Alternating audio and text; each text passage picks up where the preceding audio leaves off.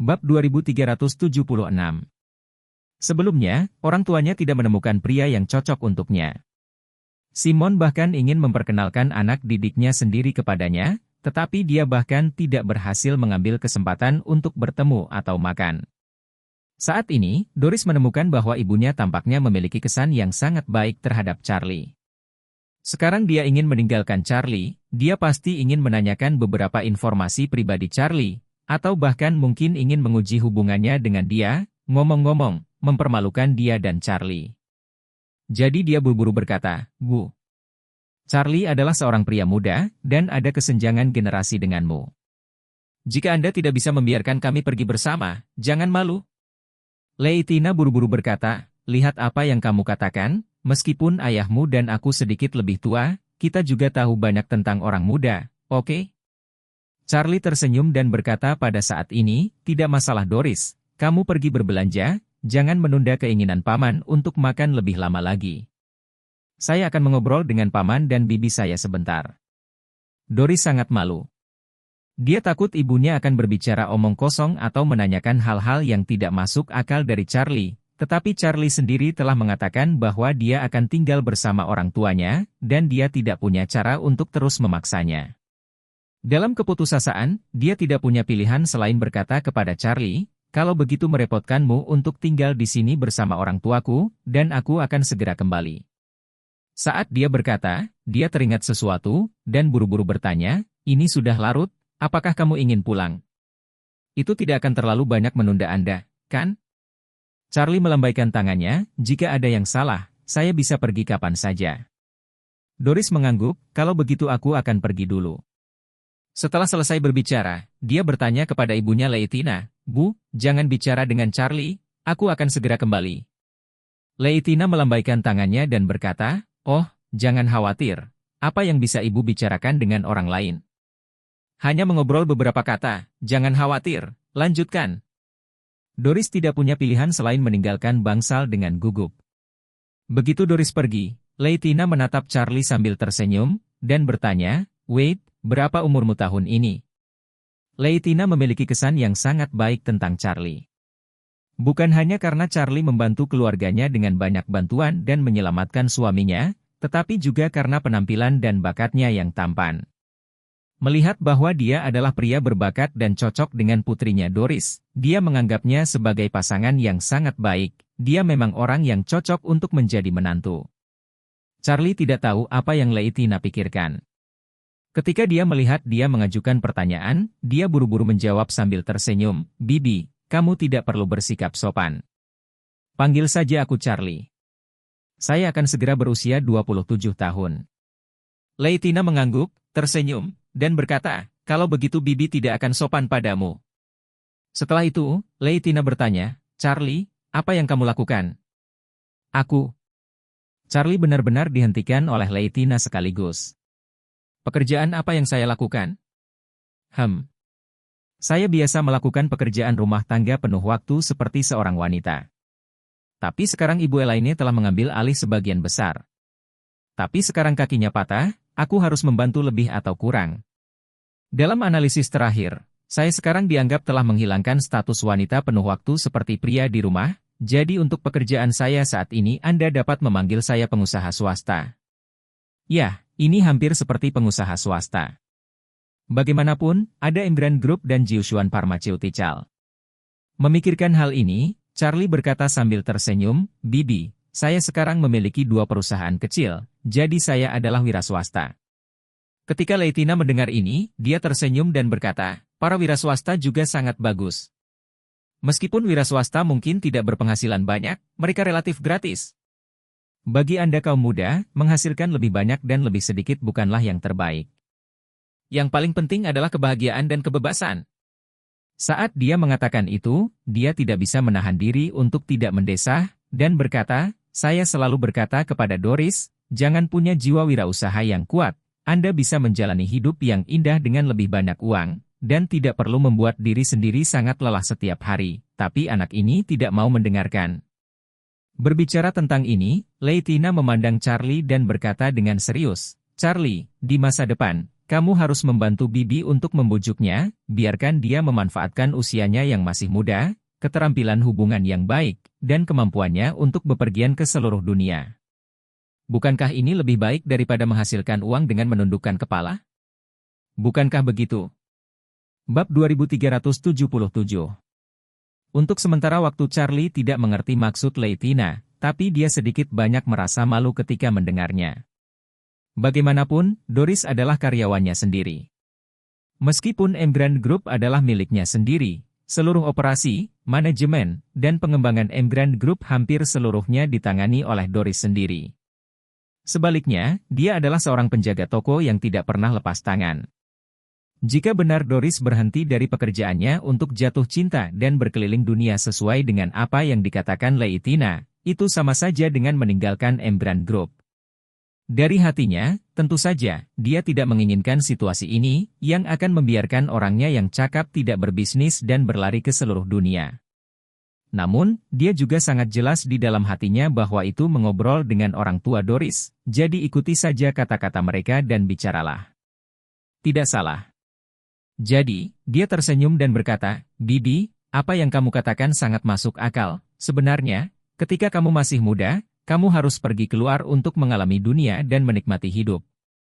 Ketika Leitina mendengar Charlie mengatakan ini, dia segera mengangguk sambil tersenyum dan berkata, ya. Sepertinya Anda dan Bibi memiliki pemikiran yang sama. Jika Anda melihat ke belakang, Anda dapat membantu Bibi untuk membujuk Doris. Bagaimanapun, Anda juga seorang wira swasta. Ya, pekerja mandiri memiliki waktu luang yang relatif. Setelah dia berhenti dari pekerjaannya atau mengambil cuti panjang, kalian berdua bisa pergi jalan-jalan bersama. Saya. Charlie terpana, dan tidak bisa menahan senyum. Bibi, waktuku tidak sebebas yang kamu pikirkan, masih banyak hal. Leitina melambaikan tangannya dan berkata dengan sungguh-sungguh, dengarkan nasihat bibimu, jika kamu di usia ini, jika kamu tidak menikmati hidup dengan baik, dan kamu akan menikah dan memiliki anak di masa depan, maka kamu akan benar-benar lelah sampai mati. Setelah berbicara, Leitina tidak dapat menahan perasaan, suami saya dan saya sudah lama ingin dan lelah sejak saya mengandung Doris.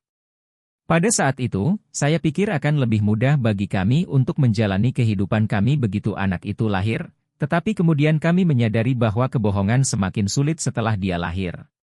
Nanti, kami pikir, alangkah baiknya menunggu anak itu masuk ke taman kanak-kanak, tapi kami benar-benar menunggunya pergi ke taman kanak-kanak dan menemukan bahwa semuanya lebih merepotkan. Tidak hanya menjemput dan mengantarnya setiap hari, tapi juga memperhatikan perkembangan kemampuan moral, intelektual, fisik, dan artistiknya secara menyeluruh. Setelah kelas, dia harus belajar alat musik, menari, dan kaligrafi. Setiap hari dia mengendarai sepeda untuk membawanya ke kelas dengan guru dari Aurous Hill. Saat memasuki sekolah dasar, Anda tidak hanya harus memperhatikan hobinya tetapi juga memperhatikan pembelajaran anak Anda.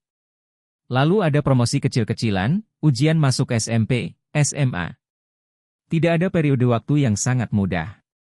Duduk di ranjang rumah sakit, Simon tidak bisa menahan nafas, ya. Sejak saya mengandung anak sampai anak saya masuk perguruan tinggi, ini benar-benar kehidupan nyata. Sudah banyak kerja keras selama 10 atau 20 tahun terakhir. Leitina tidak bisa menahan diri untuk tidak mendesah. Jadi, kalian, kaum muda, harus menikmati hidup selagi kalian muda. Tahun emas terbaik dalam hidup seseorang adalah 10 tahun dari 20 sampai 30. Dalam 10 tahun ini, Anda memiliki pandangan yang relatif lengkap tentang dunia, pandangan tentang kehidupan dan nilai-nilai, dan kemampuan untuk membedakan yang benar dari yang salah. Anda bahkan telah mencapai kemandirian finansial sampai batas tertentu. Anda akhirnya mulai melepaskan diri dari kendali orang tua Anda dan mengalami kehidupan bebas orang dewasa. Jika kamu tidak menangkapnya dengan baik atau menikmatinya dalam 10 tahun ke depan, kamu pasti akan menyesalinya di masa depan. Charlie mengangguk setuju. Ketika dia masih muda, dia juga punya banyak fantasi. Pendidikan orang tuanya tidak pernah melakukan apapun untuk membantunya tumbuh dewasa atau berharap anaknya akan menjadi naga. Ketika dia masih muda, ibunya akan selalu memberitahunya, hidup ini singkat dan dunia ini besar. Saya harap Anda bisa menjadi orang yang bahagia, orang yang bisa bepergian ke seluruh dunia dan pada akhirnya menuai kebahagiaan dan menjalani hidup ini. Jika kecelakaan itu tidak terjadi, sumber daya keuangan keluarga Wade cukup untuk mendukung kebebasan ekonomi Charlie dari masa kanak-kanak hingga usia, dan cukup untuk mendukungnya mengejar mimpinya ketika ia berusia 20-an. Dan Charlie tidak pernah menaruh uang di matanya, jadi setelah dia dewasa, dia tidak akan terlibat dalam pertengkaran keluarga. Dalam hal ini, dia cenderung memanjakan diri dalam keliling dunia setiap hari. Bab 2378. Mungkin untuk menaklukkan Gunung Everest, mungkin bermain ski di pegunungan Alpen, berlibur di Prancis, pergi ke Antartika, atau menyelam di Tahiti. Tapi kecelakaan itulah yang mengubah lintasan hidupnya secara drastis. Awalnya, dia adalah anak paling kaya di dunia, dalam populasi 6 atau 7 miliar di dunia, dan tidak lebih dari 100 orang yang bisa bereinkarnasi dengan baik. Namun, setelah berusia 8 tahun, dia menjadi yatim piatu yang paling miskin dan paling sengsara. Dibandingkan dengan anak yatim piatu lainnya, dia memiliki kehidupan yang lebih sulit. Hal ini dikarenakan ia tidak hanya tidak memiliki ayah dan ibu seperti anak yatim piatu lainnya tetapi juga tinggal di panti asuhan seperti anak yatim piatu lainnya. Di dalam hatinya yang masih muda, dia masih harus menanggung rasa sakit akibat pembunuhan orang tuanya, menanggung kebencian yang tak tergoyahkan, dan menanggung jurang yang sangat jauh dari surga ke neraka. Dalam sekejap mata, 19 tahun telah berlalu. Bocah kecil yang berdiri menangis sampai mati di pintu masuk panti asuhan kini telah tumbuh menjadi pria dewasa berusia 27 tahun. Seperti yang dikatakan Leitina, usia terbaik dalam hidup adalah dalam 10 tahun dari 20 hingga 30 tahun. Namun, bagi Charlie, 7 tahun telah berlalu dari 10 tahun emas. Charlie tidak bisa menahan diri untuk bertanya pada dirinya sendiri, saya tidak memiliki kesempatan untuk menikmati hidup selama 7 tahun terakhir. Apa yang akan terjadi dalam 3 tahun ke depan? Jika perseteruan orang tua saya tidak pernah dilaporkan dalam 3 tahun ini, maka 10 tahun emas saya akan berlalu. Pada titik ini, Charlie merasa sedikit tersesat di dalam hatinya. Namun, dia tidak pernah membenci 19 tahun terakhir kehidupannya. Meskipun dalam 19 tahun ini, 15 tahun pertama terasa sepi dan tidak berdaya, dan 3 tahun berikutnya mengalami segala macam sinisme, dapat dikatakan bahwa ia telah merasakan semua kesulitan yang ada di dunia. Leitina berpikir setelah beberapa patah kata, Charlie tampak sedikit bingung. Jauh di lubuk hatinya dia tidak bisa menahan diri untuk bertanya pada dirinya sendiri. Apakah saya tidak sengaja mengatakan sesuatu yang salah? Mengapa pria ini merasa khawatir sekarang? Baru saja dia memikirkannya, Doris kehabisan napas. Memegang 2 kantong plastik di tangannya, dia masih terengah-engah dan berkata dengan susah payah, Ayah. Ibu. Aku membeli makanan. Sudah siap. Cepat, makanlah. Leitina melihat putrinya mengoceh dan buru-buru bertanya, Doris, ada apa denganmu? Doris buru-buru berkata, tidak, saya baru saja berlari lebih cepat sekarang. Aku merasa sedikit sesak, jadi aku hanya perlu istirahat sebentar. Simon tidak bisa menahan diri untuk tidak berkata dengan sedih, oh, apa yang kamu lakukan begitu cepat? Jalan pelan-pelan, beli saja pelan-pelan, tidak perlu terburu-buru. Doris berkata dengan tidak wajar, Ayah, kamu tidak lapar. Kamu belum makan terlalu lama, aku khawatir kamu akan kehilangan tubuh karena kelaparan. Nyatanya, Doris malu, terus terang. Alasan dia berlari begitu cepat adalah karena dia takut orang tuanya akan mengatakan sesuatu yang tidak seharusnya dikatakan kepada Charlie. Itu sebabnya dia sengaja berlari lebih cepat, mencoba memadatkan waktu yang dihabiskan orang tuanya dan Charlie sendirian. Pada saat ini, perawat kecil itu juga bergegas masuk dan berkata dengan terkejut, Direktur Chen. Darah pasien keluar, dan kreatinin darahnya hanya 45. Bab 2379. 45. Mendengar nilai ini, Direktur Chen benar-benar bingung. Dari 1.500 hingga 45. Bukankah ini luar biasa? Keluarga Doris yang terdiri dari 3 orang lebih sensitif terhadap data ini. Bagaimanapun, sejak beberapa tahun yang lalu, ayah Doris sudah menderita uremia. Keluarga beranggotakan 3 orang ini telah dirawat sejak lama. Mereka sangat jelas tentang kisaran numerik kreatinin darah, dan setiap kisaran yang berbeda mewakili keadaan ginjal. Bahkan lebih jelas lagi. Nilai normal kreatinin darah yang relatif luas adalah antara 40–30. Jadi, ketika mereka mendengar angka 45, keluarga 3 orang itu menangis karena kegembiraan. Doris mengingat sesuatu dan kemudian bertanya kepada Direktur Chen, "Halo Direktur Chen, sepertinya saya ingat nilai 45. Untuk orang normal, apakah tidak kurang lebih rendah?" Apa yang dikatakan Doris salah. Nilai 45 hampir mencapai nilai minimum, jadi sebenarnya nilai ini agak rendah untuk kebanyakan orang normal. Secara umum, indeks kreatinin darah pria dewasa sebagian besar berada di kisaran 70 hingga 80 hingga 100. Direktur Chen tidak bisa menyembunyikan kegembiraannya dan berkata, "Ini sebenarnya normal. Ayahmu jatuh sakit selama periode ini, berat badannya turun dengan sangat cepat, tubuhnya menjadi sangat lemah, dan ada juga kekurangan gizi pada tingkat tertentu. Dalam hal ini, kreatinin darah pasti akan rendah. Saya kira ayahmu akan dapat mempertahankan nilai terbaik sekitar 70 atau 80 setelah beberapa hari penyembuhan." Doris tiba-tiba menjadi sangat rileks, dia buru-buru bertanya, "Direktur Chen, apakah situasi ayah saya saat ini sudah sembuh?" Direktur Chen mengangguk dan berkata dengan percaya diri, "Sembuh? Itu harus disembuhkan. Ini sungguh luar biasa." Doris sangat bersemangat sehingga dia berbalik untuk melihat Charlie, matanya memerah. Dia memiliki banyak kata-kata syukur untuk diucapkan, tetapi rasanya seperti ada batang di bibirnya. Sebab, menurutnya, jenis kebaikan penyelamat hidup ini terlalu besar. Jika dia selalu berterima kasih padanya, dia akan tampak sangat tidak tulus, bahkan tidak cukup religius. Meskipun Leitina tahu bahwa suaminya seharusnya sudah pulih, dia belum sepenuhnya dikuatkan sebelumnya. Sekarang hasil kreatinin darah telah keluar, benar-benar menghilangkan semua keraguan di hatinya, dan dia tidak bisa menahan air mata. Segera, dia menatap Charlie, dan tiba-tiba berlutut di depan Charlie, dan berkata dengan penuh syukur, "Mr. Wade, terima kasih. Saya sangat menghargai Anda. Saya tidak memiliki kata-kata untuk mengungkapkan rasa terima kasih saya." Melihat ini, Charlie buru-buru melangkah maju untuk membantunya berdiri, dan berkata, "Oh, Bibi, apa yang kamu lakukan? Bangun." "Leitina tersedak saat ini, aku merasa kebaikanmu terlalu berat untuk keluarga kita, dan aku benar-benar tidak tahu bagaimana harus berterima kasih." Berbicara tentang ini, Leitina menghela nafas, "Mr. Wade, saya bukan orang bodoh. Obat yang Anda berikan kepada kami memiliki efek ajaib. Jika dijual kepada orang-orang kaya top itu akan menjadi tak ternilai harganya, belum lagi puluhan juta. Ini ratusan juta, dan itu sangat berharga bagi orang-orang kaya yang hidupnya tergantung pada seutas benang." Meskipun Leitina bukan seorang profesor universitas, namun, dia juga seorang intelektual yang berpengalaman. Bab 2380.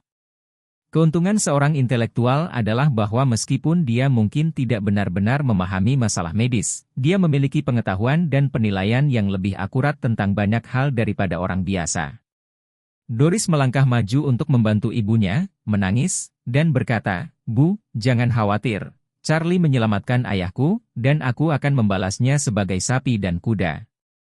Leitina mengangguk ringan dan tersedak, "Tuan Wade, Anda akan menjadi dermawan terbesar kami mulai sekarang." Tuan Simon di ranjang rumah sakit tidak bisa membantu tetapi memerah matanya dan berkata dengan serius, "Mr. Wade, kamu menyelamatkan kehidupan lama ini. Jika Anda memiliki penggunaan paman di masa depan, jangan pernah ragu. Hati dan jiwa saya tidak akan ragu-ragu. Aku berhutang nyawaku padamu." Charlie tersenyum tak berdaya, menggelengkan kepalanya dengan ringan, dan berkata dengan serius, "Paman dan bibi itu serius. Doris adalah temanku. Itu hanya teman yang saling membantu. Doris biasanya tidak kurang membantu saya. Ini semacam membalas kebaikannya." Ketika Doris mendengar ini, dia sangat tersentuh. Dia tahu apa yang dimaksud Charlie, dan dia pasti merasa bahwa dia tidak repot-repot membantunya mengurus Emgrand Group. Namun, dia sangat jelas di dalam hatinya, ini adalah tugas saya untuk menjaga Emgrand Group, dan itu adalah pekerjaan saya. Saya telah mengambil gaji tuan muda dan harus mengabdi di Emgrand Group. Ini dibenarkan, jadi bukan karena saya membantu tuan muda sama sekali. Selain itu, tuan muda menggandakan gaji saya tepat setelah dia mengambil alih Emgrand Group. Saya bekerja keras untuknya. Benarkan? Tepat ketika dia merasa malu, Direktur Chen, yang selalu berbicara di samping, mengumpulkan keberanian untuk bertanya, "Kamu adik kecil, bolehkah aku mengajukan pertanyaan?" Charlie mengangguk dan berkata, "Direktur Chen, tolong." Direktur Chen buru-buru bertanya, "Saya ingin berani bertanya, jenis obat apa yang Anda berikan kepada Profesor?" "Tentu saja, jika ada rahasia yang terlibat dan tidak dapat diungkapkan, saya memahaminya 100%. Charlie tersenyum kecil, "Ini bukan rahasia. Hanya saja saya meminta obat ini dari Dr. Genius Tianqi." Dikatakan bahwa Dr. Genius Tianqi bukanlah pencipta obat ajaib ini. Nenek moyangnya yang lama secara tidak sengaja mendapat sejumlah kecil stok kuno. Rahasia obat yang diturunkan oleh para dokter awalnya sangat kecil, kebetulan saya beruntung menemukan sebagian kecil darinya. Ketika Direktur Chen mendengar ini, dia tiba-tiba menyadari bahwa dia menepuk pahanya dan berkata dengan emosi, "Saya ingat. Terakhir kali dia di rumah sakit kami, ada seorang pasien dengan paraplegia tinggi, hanya karena dia meminum obat ajaib yang dibawa oleh Tianqi, dia langsung sembuh. Konon obat yang digunakan untuk dewa-dewa zaman dahulu kala itu adalah obat tradisional kuno yang resepnya hilang. Saya tidak pernah berpikir bahwa obat ini sangat ajaib sehingga tidak hanya menyembuhkan paraplegia tinggi tetapi juga menyembuhkan gagal ginjal akut yang tidak dapat diubah di mata pengobatan modern." Setelah mengatakan ini, dia tidak bisa tidak merasa kasihan untuk sementara waktu dan berkata dengan agak melankolis, "Nenek moyang kita meninggalkan begitu banyak hal magis. Tetapi sangat disayangkan bahwa kita bahkan tidak memiliki kemampuan untuk menyimpannya dengan baik. Jika obat ajaib ini, jika dapat ditemukan kembali dan direproduksi, itu benar-benar Injil kepada orang-orang di dunia." Charlie mengangguk dan tersenyum, tanpa berbicara lagi. Direktur Chen memeriksa waktu dan berkata, "Oh, sudah hampir pukul 11. Saya harus pergi ke bangsa lain untuk ronde pertama, jadi saya tidak akan terlalu repot." Doris buru-buru menyuruh Direktur Chen keluar. Setelah dia kembali, Charlie juga berkata, "Paman, Bibi, Doris, ini benar-benar larut, aku harus kembali dulu." Leitina buru-buru berkata, "Oh, Tuan Wade, kenapa sangat cemas? Mari kita duduk lebih lama lagi." Doris di samping takut ibunya akan menunjukkan terlalu banyak antusiasme untuk Charlie, jadi dia buru-buru berkata, "Bu, ini bangsal rumah sakit, bukan rumah. Bagaimana orang bisa tinggal di bangsal begitu lama?" Setelah berbicara, dia buru-buru berkata, "Lagi pula, ayah sudah sembuh total sekarang. Ayo cepat pulang. Rumah sakit merasa terlalu tertekan bagiku selama periode ini. Saya tidak ingin tinggal di sini sebentar." Ketika Leitina mendengar ini, dia harus berkata kepada Charlie dengan sedikit penyesalan, "Mr. Wade, aku tidak akan menahanmu hari ini. Besok saya akan memasak makanan besar di rumah. Terima kasih banyak, kamu harus datang."